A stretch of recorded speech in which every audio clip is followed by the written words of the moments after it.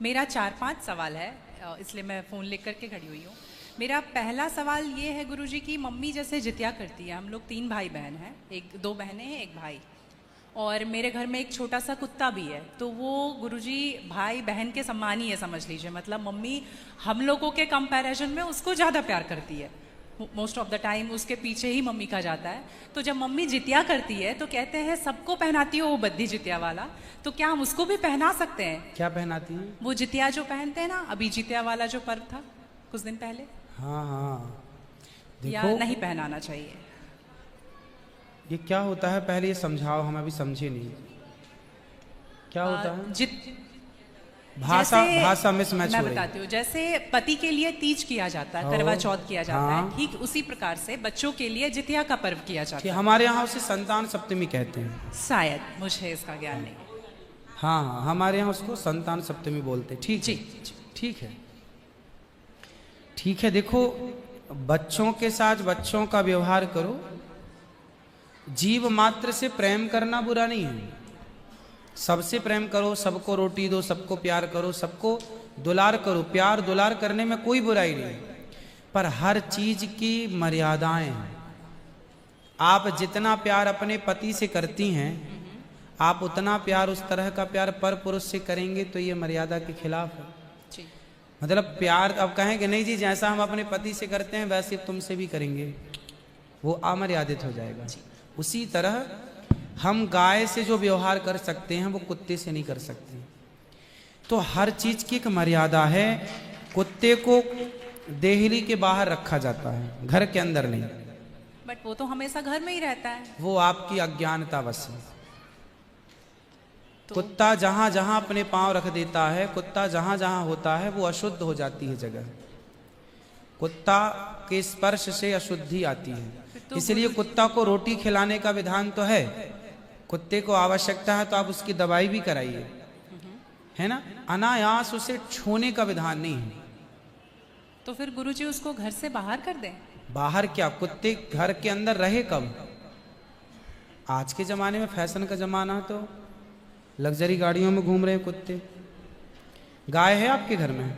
नहीं गुरुजी, उसके लिए इसलिए नहीं पॉसिबल है क्योंकि आप फ्लैट में नहीं रख सकते हैं। आप खुद अगर रेंट पे रहते हैं तो आप समस्या नहीं रख तो सकते। यही है कि आज हम कुत्ते को रखने को पॉसिबल मानते हैं, पर गाय को रखना इम्पॉसिबल मानते हैं। गुरुजी, दिक्कत तो कुत्ते से भी है बहुत लोगों को।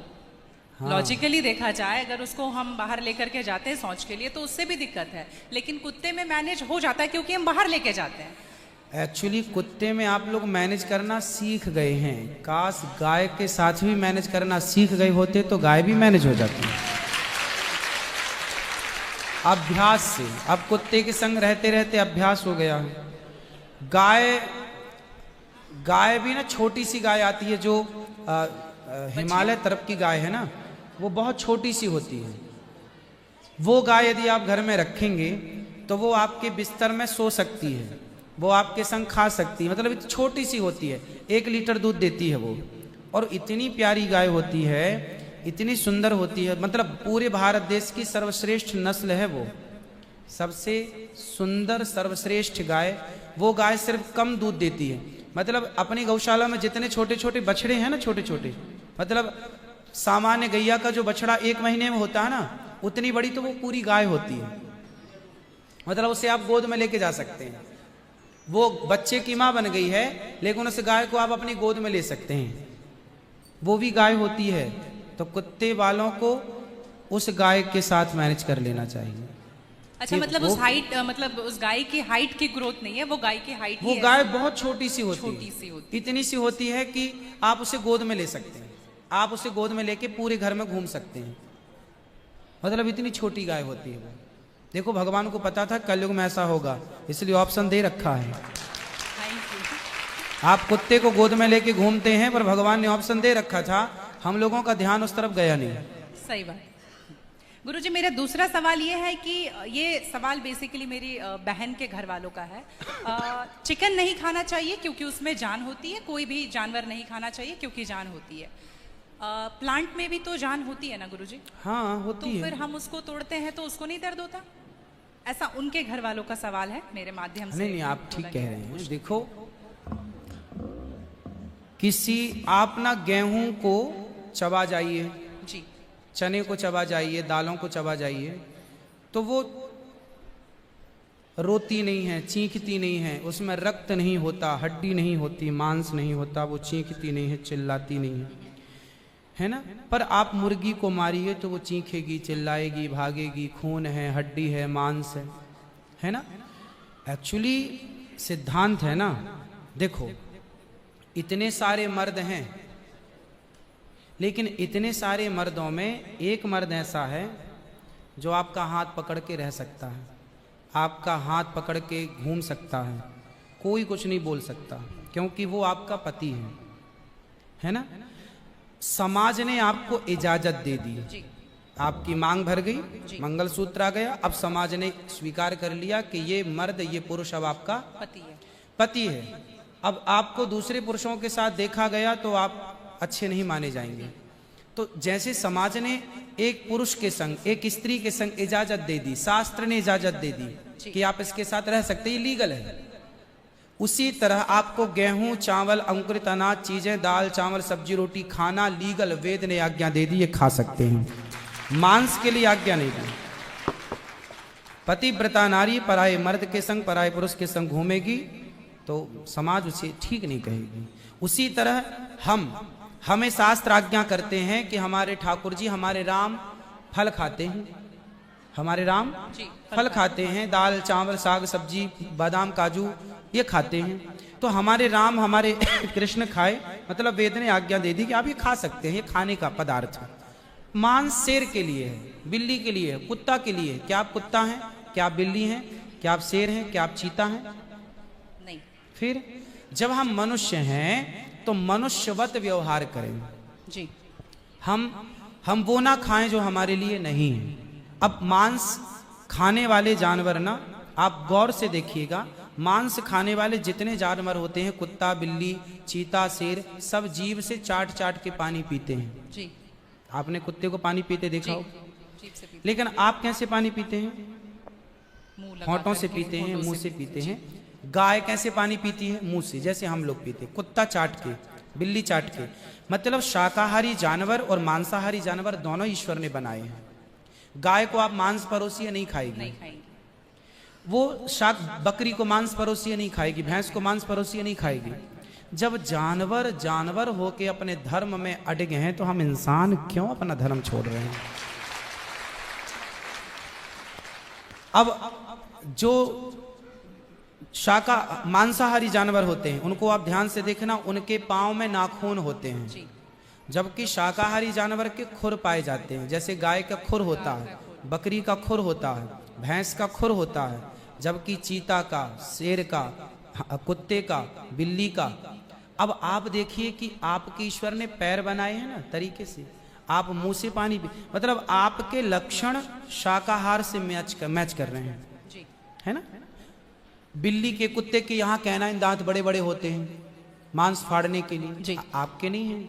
मतलब आप ईश्वर की तरफ से शाकाहार। और अब मैं नहीं कहता, आप मेडिकल साइंस का अध्ययन करके देखिएगा, साइंटिस्ट लोग अब सिद्ध, अभी मैं इंग्लैंड गया था, वहां मुझे बताया कि जो अंग्रेज लोग इनके बाप दादी जो मांस खाते चले आए हैं, अब कुछ अंग्रेज लोग इतने जागरूक हो गए हैं कि अब वो मांस नहीं खाते। वो कहते हैं कि अब इसको खाने से बीमारियां बढ़ रही हैं, लोग परेशान हो रहे हैं। पहले के लोग जंगल में कंदमूल फल खाते थे, ये अब खाने लग गए हैं, सुअर खा रहे हैं, कुत्ता खा रहे हैं। अब बहुत सारे लोग शाकाहार की तरह जो जागरूक हैं बढ़ रहे हैं। तो आप और हम तो पहले से जागरूक हैं, तो हम क्यों अपने आप को मांसाहार की तरफ ले जाएं? क्यों किसी की हड्डी चबाएं? बताइए, हमारे यहाँ मुर्दे को छूने से लोग नहाते हैं, कितनी दुर्गंध है। अब देखो, आप गेहूं, आप पालक काटो, गोभी काटो, है ना, मूली काटो, गाजर काटो, दाल पकाओ, कोई दुर्गंध आती है आपकी रसोई में? नहीं। लेकिन आप मुर्गी पकाओ, मुर्गी काटो, बिल्कुल वो बदबू से भर जाएगा। मतलब आपकी नाक भी आपको गवाह देने लग जाएगी, भाई बस कर, है ना। तो शरीर एक्सेप्ट नहीं करता, आप जबरदस्ती खिला रहे। गुरुजी, मेरा तीसरा प्रश्न ये है कि जैसे हम लोग एकादशी करते हैं और किसी दिन अगर हम बाहर रहते हैं और उस दिन एकादशी है, फॉर एग्जांपल हम आउट ऑफ स्टेशन है और उस दिन ख्याल नहीं कि एकादशी है, तो अगर हम बाहर चावल खा लेते हैं या लहसुन प्याज खा लेते हैं तो क्या वो ब्रेक हो जाता है पर्टिकुलर एकादशी उस दिन का, या पूरा कंटिन्यूड रहता है ना, जो ना। 108 हम कर रहे हैं? कंटिन्यू कैसे रहेगा? वो पर्टिकुलर वाला कैंसिल होता है ना जिस दिन हम खा लिए बाहर। हाँ, आपने जो खा लिया वो एकादशी भंग हो गई जी, और पीछे से जो हम कंटिन्यू जो करते आए हैं वो तो जो किया वो मिलेगा, जो आगे करेंगे वो मिलेगा।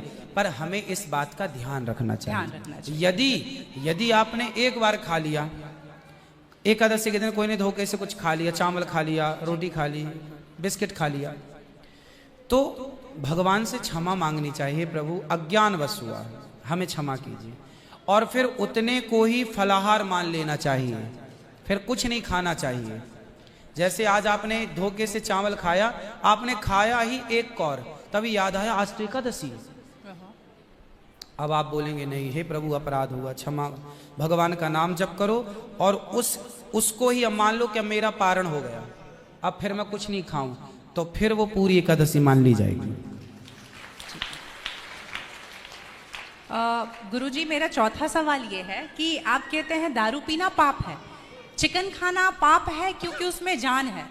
दारू में ऐसी कौन सी चीज मिली होती है कि उसको पीने से पाप हो जाता? अगर आप पी के कुछ गलत कर रहे हैं तो फिर गलत है लॉजिकली, तो फिर पाप क्यों? और अगर दारू में नशा चुकी होता है, अगर वो पाप है तो फिर तो पुड़िया खाना, सिगरेट पीना, सारी चीजें पाप में आ जाएंगी। पाप अलग विषय है, अभी मैं समझा देता हूं आपको। जब हमारा देश गुलाम था जी, तो एक अंग्रेज ने एक पंडित जी की कनपटी पे बंदूक रखी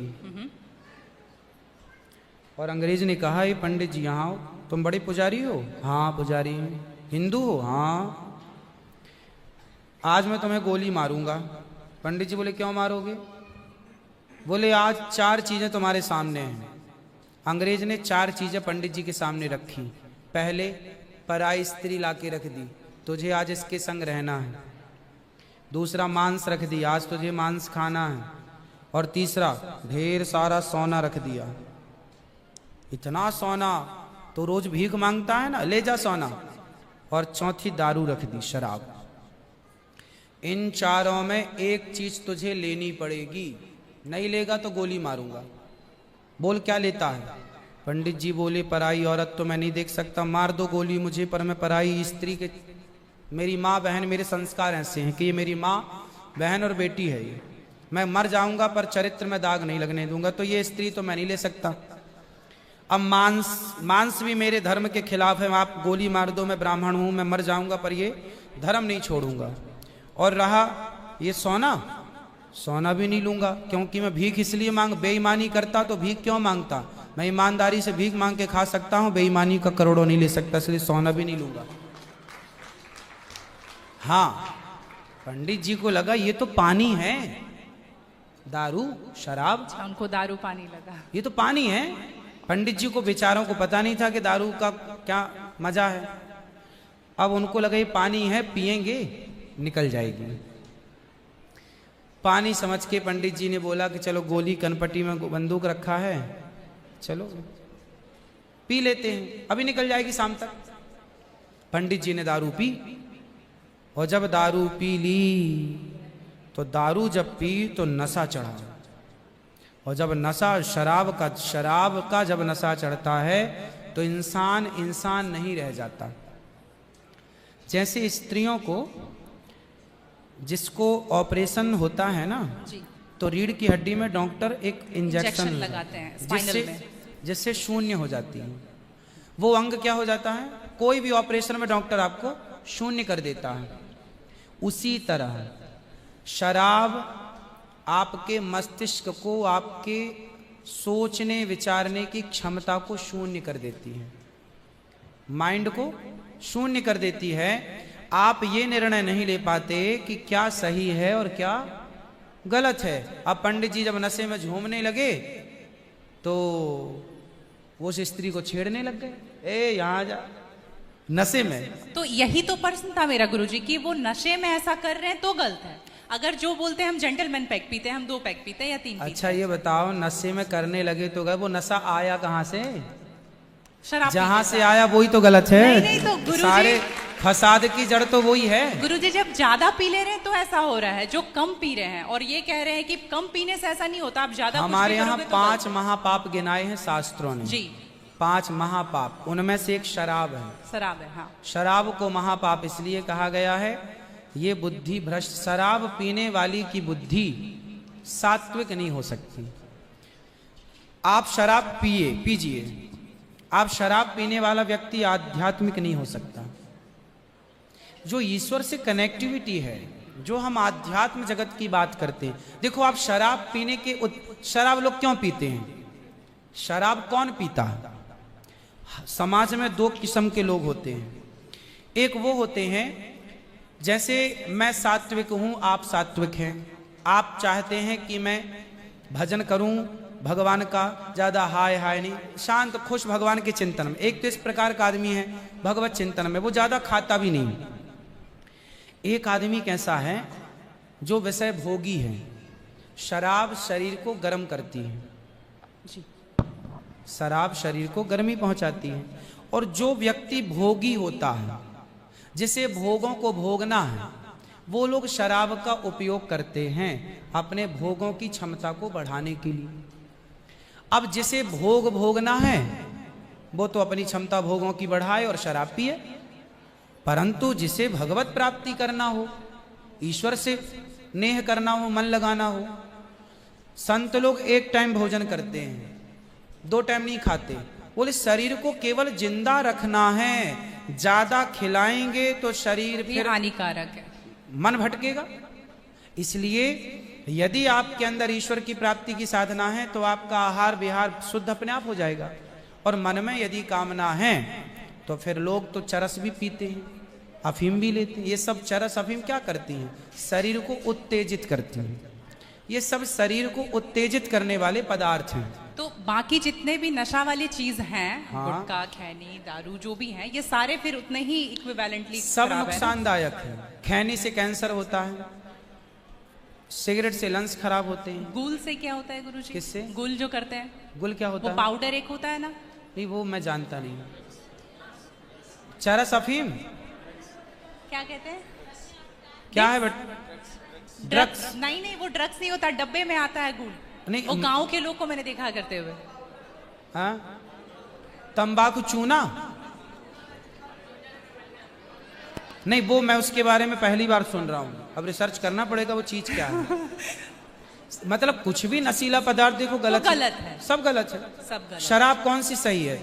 सिगरेट कोई पिए तो कौन सा समझदार है?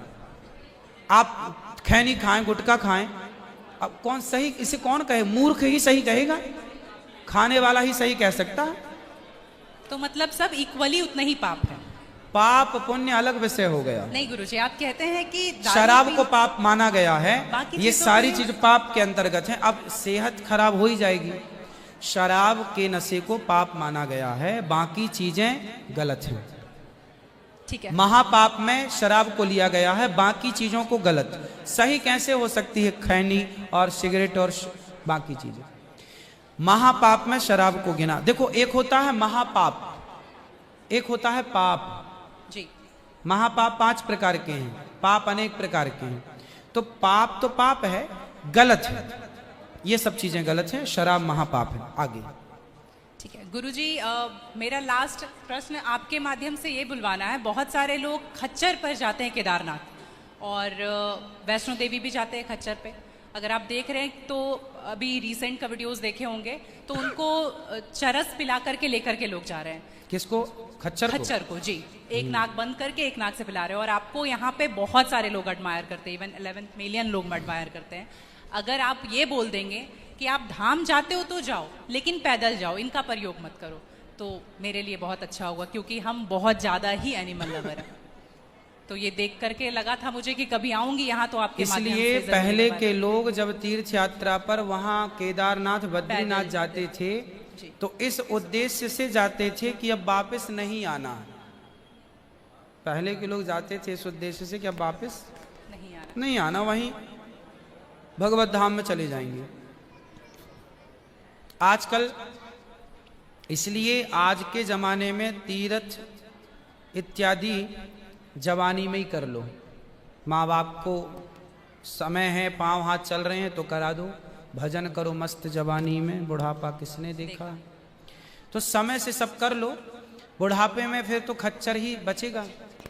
तो बुढ़ापे जो देखो बूढ़े लोग हैं जो नहीं चल पा रहे हैं पर आस्था है दर्शन की, तो वो अपने हिसाब से जाते हैं। नहीं तो गुरुजी हेलीकॉप्टर भी तो है ना। हाँ हेलीकॉप्टर का बजट सबका नहीं होता, हेलीकॉप्टर से सब नहीं जा सकते ना, उसकी टिकट ही महंगी है, 25-50 हज़ार रुपये लगता है, लाख रुपए भी लगता होगा, भगवान जाने, मुझे नहीं पता कितना लगता है। अब सामान्य आदमी कहाँ वो 50 हज़ार की टिकट कटाएगा, वो तो 1000-2000 दे के जाना चाहेगा। तो सबके अपने अपने बजट हैं, पर ये कोशिश करो कि हम अपने पांव पर चलें, हम किसी पर बोझ ना बने। ये सही है कि हम किसी जीव को परेशान ना करें।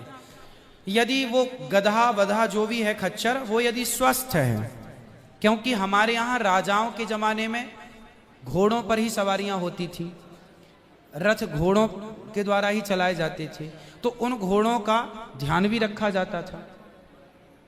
पंच परमेश्वर कहानी है, जुम्मन सिंह खलगू चौधरी, उसमें एक इक्का गाड़ी की भी कहानी है ना।